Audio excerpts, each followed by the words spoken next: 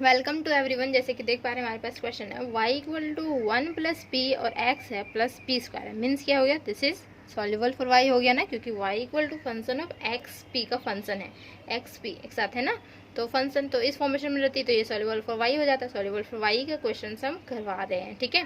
तो किस तरीके से इसको सॉल्व करेंगे, चलिए इसको देखते हैं। सॉल्यूशन सबसे पहले लिखते हैं the given differential equation. Okay, given differential equation is क्या दिया हुआ है, तो गिवन डिफरेंशियल इक्वेशन हमारा जो दिया हुआ है वो हमारा है y equal to 1 plus p और मल्टीप्लाई में x प्लस में पी स्क्वायर। इसे इक्वेशन 1 कंसीडर कर लेते हैं और it is of the form of y equal to function of x p की फॉर्मेशन में है, जो कि सॉल्युबल फॉर y है, ठीक है। नाउ तो फिर क्या करेंगे, differentiating with respect to x के रिस्पेक्ट में वी गेट हमें क्या मिलेगा, देखिए एक्स के रिस्पेक्ट में करेंगे मीन्स डी वाई अपॉन में क्या हो जाएगा हमारा डी एक्स हो जाएगा। दिस इज इक्वल टू, अब आती है बारी यहाँ पे 1 प्लस पी और फिर हमारा एक्स, ठीक है, मतलब यू और वी की फॉर्मेशन। तो क्या करेंगे कि ये यू मान लेते हैं, इसे वी मान लेते हैं, किसी को भी मान सकते हैं। और फिर क्या करेंगे, देखिए फर्स्ट टर्म को मगर एज इट इज मतलब यू को एज इट इज रखें तो v का डिफरेंशिएशन मतलब dx अपन dx क्या हो जाएगा 1 हो जाएगा प्लस। अब क्या करेंगे, x को हम एज इट इज रखते हैं, 1 प्लस p को करते हैं हम डिफरेंशिएट। 1 का डिफरेंशिएशन क्या होती है, कांस्टेंट टर्म है हमारा, ठीक है। कांस्टेंट टर्म की डिफरेंशिएशन क्या होती है पता है ना, 0 हो जाता है कांस्टेंट टर्म की डिफरेंशिएशन, ठीक है, दिस इज 0। और प्लस में यहाँ पे p का डिफरेंशिएशन क्या हो जाएगा dp अपॉन में dx, ये हो जाएगी। प्लस यहाँ पे डिफरेंशिएशन इसका 2p dp अपॉन में dx, नॉर्मल डिफरेंशिएशन हो जाएगा। नाउ ये वैल्यू जो है dy अपॉन dx क्या होता है p, 1 प्लस p ये है और यहाँ पे देखिए x इसके साथ मल्टीप्लाई, x इसके साथ मल्टीप्लाई, x 0 के साथ मल्टीप्लाई 0 हो जाएगा, बट x इसके साथ मल्टीप्लाई हो सकता है, this one 2p dp upon में dx, क्लियर, ठीक है। नाउ अब देखिए इसको क्या करेंगे हम लोग, जैसे यहाँ पे टर्म्स है और ये टर्म्स मतलब ये टर्म्स में हम कॉमन आउट कर सकते हैं, बट ये टर्म्स को क्या करेंगे कि हम इधर भेज दें तो हो जाएगा p और हमारा -1, और ये टर्म्स एक्चुअली में पॉजिटिव में है तो ब्रैकेट से बाहर भी कर लेंगे तो क्या हो जाएगा इस फॉर्मेशन में आ जाएगा, ठीक है। ब्रैकेट से बाहर करेंगे तो इधर लेफ्ट साइड में भेज देंगे तो, और यहाँ पे कॉमन आउट करता है dp अपॉन dx, तो क्या बचेगा यहाँ पे x प्लस 2p ही बचेगा यहाँ पे, और dp अपॉन dx बोले ना ऐसे वाले फॉर्मेशन आप राइट साइड में लिख सकते हैं, ठीक है। तो ये हमारी हो गई, इस तरीके से फॉर्मेशन हो गई। ओके नाउ तो देखिए यहाँ पे ये तो कैंसिल आउट हो रहा है, यहाँ पे क्या बच रहा है नेगेटिव -1 बच रहा है, this is equal to x plus 2p और y में यहाँ पे dp अपॉन में dx, ये टर्म्स हमारे पास बच रहे हैं, ठीक है। ना अब क्या कर सकते हैं कि कुछ ऐसा हो सकता है जिससे कि हम इसको सॉल्व कर सकते हैं, या आपको सॉल्व कर सकते हैं, जैसे कि देखिए हम ये dx इधर भेज देते हैं, ठीक है, और dp हम इधर भेजते हैं तो कुछ हो सकता है, बन सकता है। देखिए कैसा फॉर्मेशन, ये नेगेटिव है, ठीक है, तो ये नेगेटिव है, हम उधर भेजेंगे पॉजिटिव और ये वाला टर्म जो है इधर हमारा आएगा तो फिर हमारा ये नेगेटिव हो जाएगा।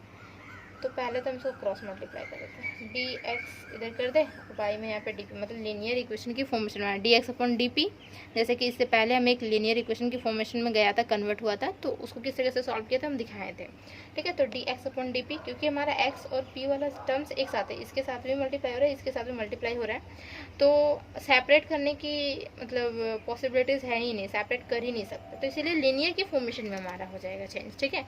अगर नॉर्मल फॉर्मेशन में रहता है तो हम तो इजीली इंटीग्रेशन कर सकते थे, निकाल सकते थे dx अपन में dp और इसे नेगेटिव टर्म में कर देते हैं, मीन्स -x प्लस यहाँ पे 2p, ऐसा फॉर्मेशन, ठीक है, कोई दिक्कत, ओके। नहीं देखिए बारीकी से समझना होगा, एक एक स्टेप समझिएगा तो बहुत ईजी लगेगा। सॉल्युबल फॉर y चल रहा है, उसके बाद कैलार्ड्स इक्वेशन आएगा, ठीक है।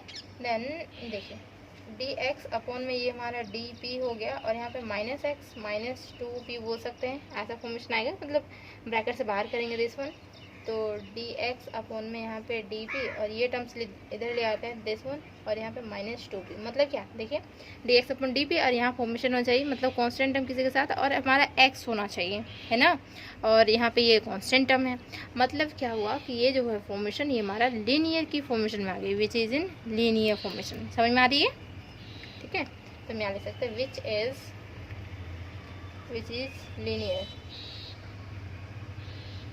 इन किसमें, एक्स में। तो फिर क्या निकालते हैं, इंटीग्रेटिंग फैक्टर निकालते हैं ना। इंटीग्रेटिंग फैक्टर किस तरीके से निकाला जाता है, तो इंटीग्रेटिंग फैक्टर एक्सपोनेंशियल ई रहता है, यहाँ पे इंटीग्रेशन करते हैं किसकी, इसकी कांस्टेंट को। इसकी कांस्टेंट क्या है, 1 है ना, और डी पी के रिस्पेक्ट में इसकी कांस्टेंट हम 1 मान सकते हैं, 1 multiply with x, this one, ठीक है। नाउ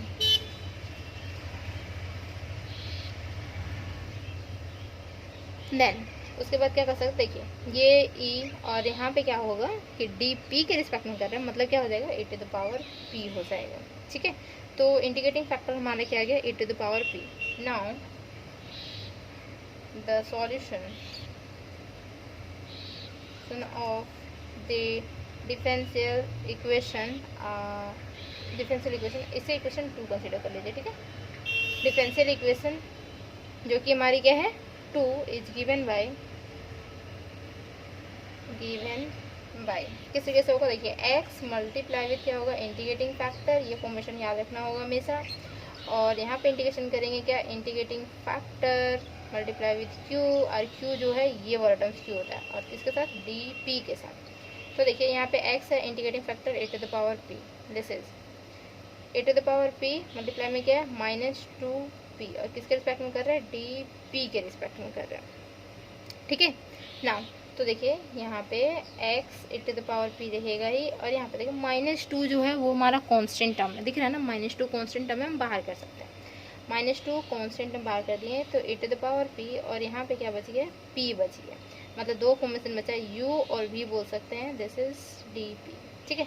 u v का इंटीग्रेशन करना पड़ेगा। अब u v का डिफरेंशिएशन आता है, u v का इंटीग्रेशन आता है, नहीं आता है, तो उसको सबसे पहले सीखना होगा कि किस तरीके से होता है, ठीक है। देखिए यहाँ पे x e to the power p रहा, और ये -2 तो रहा। अब देखिए इंटीग्रेशन अगर करना नहीं आ रहा है, इसका फॉर्मूला आपको नहीं पता है, गूगल में सर्च मारिए, आपके पास इजीली आ जाएगा u v का इंटीग्रेशन, ठीक है। ऐसे मार दीजिएगा सच ना, u v इंटीग्रेशन, इजीली आ जाएगा फॉर्मूला, ठीक है, आराम से आ जाएगा। तो इसे u इसे v मान लेते हैं। तो u मीन्स क्या होता है कि फर्स्ट टर्म को हम एज इट इज़ रखते हैं, u को एज इट इज़ रखते हैं, ठीक है। u v किसी को भी मानिए, आगे पीछे किसी को भी मान सकते हैं, p to the power p भी मान सकते हैं, जैसे कि इसको हम ऐसे लिख देते हैं, ज़्यादा इजी होगा, दिस वन, इसे u इसे v मान लेते हैं, ठीक है। आप किसी को भी मान सकते हैं क्योंकि दोनों मल्टीप्लिकेशन है, 3 × 2 2 × 3, रिजल्ट आना तो 6 ही है, ठीक है। तो इसे u इसे v मान लेते हैं, मतलब क्या होगा कि फर्स्ट टर्म को हम लोग एज इट इज़ लिखते हैं, तो फर्स्ट टर्म हमारा एज इट इज़ हो गया, और सेकेंड का हम लोग क्या करते हैं, डिफरेंशिएशन, जो कि हमारा e to the power p का हो जाएगा, e to the power p ही हो जाएगा डिफरेंशिएशन, फिर माइनस, फिर यहाँ पे इंटीग्रेशन होती है। तो जो फर्स्ट टर्म हम लोग जो करते हैं वो यहाँ पे डिफरेंशिएशन हो जाती है फर्स्ट टर्म की, तो मतलब p की डिफरेंशिएशन हो जाएगी p के रिस्पेक्ट में, ठीक है। तो वैल्यू हमारा 1 हो जाएगा, और फिर उसके बाद क्या होता है, मतलब हम इधर फॉर्मूला लिख देंगे, ठीक है। दिस वन 1 हो गया यहाँ पे, मतलब डिफरेंशिएशन किए तो, और फिर इंटीग्रेशन करते हैं किसके, e to the power p, e to the power p का integration e to the power p ही होता है, और इसको भी मतलब टोटली इंटीग्रेशन करनी होगी, ये टर्म्स को भी dp के रिस्पेक्ट में ही इंटीग्रेशन, ठीक, मतलब हो सकता है x e to the power p, this is equal to -2, ये p e to the power p रहा, माइनस यहाँ पे जो टर्म्स है, मतलब e to the power p का फिर से dp के रिस्पेक्ट में इंटीग्रेशन करेंगे, मतलब क्या हो जाएगा, e to the power p ही होगा, e to the power p, और ये पूरा टर्म्स हो गया, और यहाँ पे प्लस c कांस्टेंट टर्म बोल सकते हैं, clear.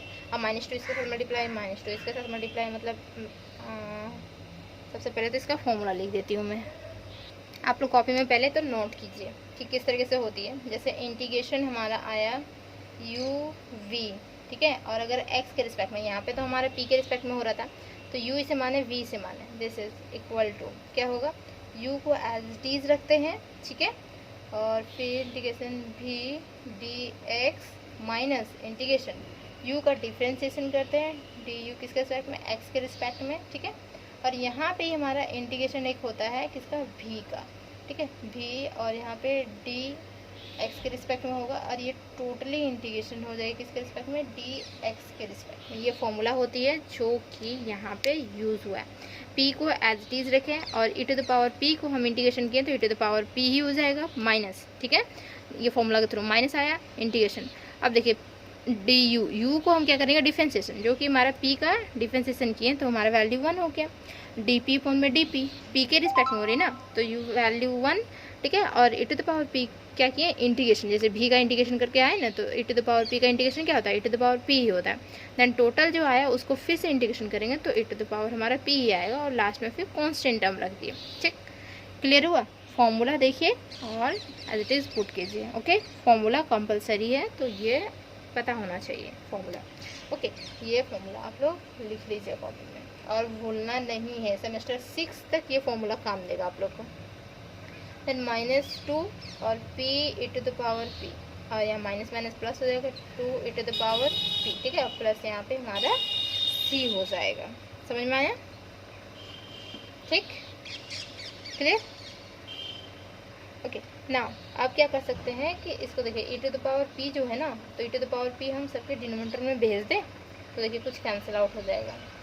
-2p e to the power p, और यहाँ पे देखिए e to the power p आ जाएगा, डिनोमिनेटर में ऐसे भेज देंगे ना, प्लस यहाँ पे 2 e to the power p, और यहाँ पे भी e to the power p आ जाएगा। इसे हम इरेज कर देते हैं,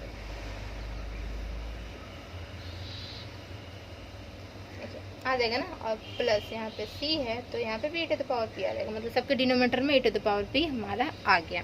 नाउ तो x इक्वल टू, यहाँ पे ये कैंसिल आउट हो जाएगा, -2p, प्लस यहाँ पे भी कैंसिल आउट हो जाएगा 2, बट यहाँ पे क्या कर सकते हैं, पावर -p कर सकते हैं। इसको हम न्यूमरेटर में ले गए तो पावर मीन्स ये फॉर्मेशन हमारी क्या हो जाती है, पॉजिटिव में हो जाती है। ठीक, नाउ अब देखिए इसको थोड़ा सा और सॉल्व कर ले, क्या इसको थोड़ा सा और सॉल्व कर लें।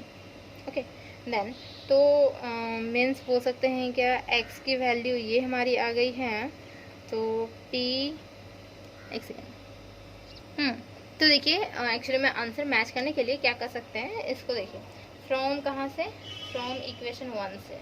इक्वेशन 1 x की वैल्यू हमारे पास आ चुकी है ना, तो x की वैल्यू हम पुट आउट कर सकते हैं। देखिए इक्वेशन 1 में देखिए कहीं पे x की वैल्यू पुट आउट कर सकते हैं। कैसे कर सकते हैं, देखिए इधर y था, माइनस यहाँ पे p स्क्वायर कर देते हैं, और यहाँ पे क्या है 1, और प्लस में p था हमारा, और x था, देखिए यहाँ पे x की वैल्यू, तो ये क्या करेंगे, इसे हम भेज देते हैं इधर, इसके डिनोमिनेटर में भेज दें, क्या डिनोमिनेटर में भेजते हैं 1 प्लस p हो जाएगा, दिस इज x। अब x की वैल्यू यहाँ से पुट आउट कर सकते हैं, दिस वन, ठीक है।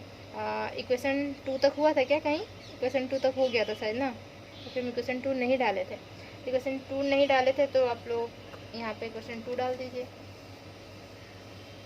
या तो डाला हुआ था तो फिर इसको 3 कर दीजिए। ओके, सॉरी इसे क्यों डालना है, यहाँ पे ये टर्म्स, ठीक है। नाउ देन 2 शायद डाल चुके थे क्या, तो 3 कंसीडर कर लीजिएगा, ठीक है। 2 अगर डाले हुए हैं तो 3 कर लीजिएगा। देन उसके बाद देखिए तो ये इम्प्लाइज क्या करेगा, y minus p square, by में 1 प्लस पी, और दिस इज क्या हो जाएगा -2p प्लस 2 और plus c e to the power -p, ये फॉर्मेशन देगा। देखिए x की वैल्यू नॉर्मल पुट आउट कर दी है, ठीक है। नाउ तो कहाँ से लिखें, फ्रॉम 3 सकता है, फ्रॉम 3 से, ठीक है। देन तो ये 1 प्लस पी जो है हम उधर भेज देते हैं, क्रॉस मल्टीप्लाई करवा देते हैं, तो क्या हो जाएगा -2p 1 प्लस पी, प्लस यहाँ 2 1 प्लस पी, और यहाँ पे c e to the power -p, और यहाँ पे भी 1 प्लस पी, ये फॉर्मेशन डाल सकते हैं। ओके, इसे हम इरेज कर रहे हैं। ओके, ना देखिए यहाँ से थोड़ा सा कुछ सॉल्व कर लीजिए, y माइनस पी स्क्वायर, ठीक। देन यहाँ पे -2p माइनस हो जाएगा, और 2p स्क्वायर हो जाएगा, प्लस यहाँ पे 2, और प्लस यहाँ पे 2p, प्लस ये term c to the power -p, plus और यहाँ पे p है ना, तो cp बोल सकते हैं, या तो इसको ऐसे ही रहने दे सकते हैं, नो प्रॉब्लम, 1 प्लस p रहने दे सकते हैं, ठीक है। जैसे y minus p square this is equal to क्या होगा, इधर -p स्क्वायर है, इधर हमारा -2p स्क्वायर, तो कैंसिल आउट हो सकता है, मतलब इधर कर देंगे तो पॉजिटिव टर्म डायरेक्टली मिल सकता है, y इक्वल टू -2p, और दिस इज कैंसिल आउट, इधर लाएंगे पॉजिटिव, तो पॉजिटिव मतलब -p स्क्वायर एक बचेगा, प्लस यहाँ पे 2 बचेगा, c to the power -p 1 plus p, ये फॉर्मेशन हमारा बचेगा, ठीक है। इसे इक्वेशन 4 कंसीडर कर लेते हैं। नाउ अब देखिए p यहाँ से एलिमिनेट हो नहीं सकता क्योंकि इसके साथ भी है और यहाँ पे भी है, और x वाले फॉर्मेशन तो हम हटा दिए, ठीक। p वाले फॉर्मेशन ओनली 4 बच गए। देन तो हम p एलिमिनेट करवा लेते हैं। इक्वेशन p एलिमिनेट, आप लैंग्वेज भी लिख देंगे ना, समझ में आ जाएगा, ठीक है। फ्रॉम इक्वेशन 1 एंड कहाँ से 4 से we get y equal to ये पॉजिटिव वाला 2 रखें, 2 minus p square plus c to the power minus p 1 plus p be the required solution. बस यहाँ तक हमारी हो जाती है सॉल्यूशन। तो यहाँ तक आपको कम्प्लीटली करना होगा, तब एग्ज़ाम में मार्क्स मिलने वाले हैं। तो उम्मीद है कि समझ में आ गया हो किस तरीके से किए। देखिए सबसे पहले लीनियर जो हमारी इक्वेशन होती है, लीनियर ऑफ एक्स, तो किस तरीके से उसको सॉल्व करते हैं वो हमें पता होना चाहिए। उसके बाद फिर हम सॉल्यूशन लेके आते हैं। अगर एक्स की फॉर्मेशन पूरा कम्प्लीटली एक्स की वैल्यू आ जाती है तो फिर हम इक्वेशन 1 जो है वहाँ पे हम वैल्यू एक्स को पुट आउट कर देंगे, तो वाई की फॉर्मेशन में हमारा आना चाहिए। इससे पहले जो हम क्वेश्चन करवाए थे उसमें देखिए एक्स वाई वाला मिक्सिंग वाला टर्म्स था, ठीक है, सॉरी एक्स पी के मिक्सिंग वाला टर्म था, वहाँ से हम किसी को सेपरेट नहीं कर पा रहे थे, ना ही एक्स को ना ही पी को। तो इस वजह से क्या हो रहा था, वहीं पे वो हमारा पी एलिमिनेट करवा दे रहे थे। मतलब ये फॉर्मेशन लिखना बहुत ज़रूरी है। P eliminating from equation 1 and 4, तो P eliminating from equation this one and we get this, तो this is the required solution. Okay, तो थैंक यू सो मच। और चैनल पर नए तो प्लीज़ चैनल को सब्सक्राइब, वीडियो अच्छा लगे वीडियो को लाइक एंड फ्रेंड्स में शेयर। ओके।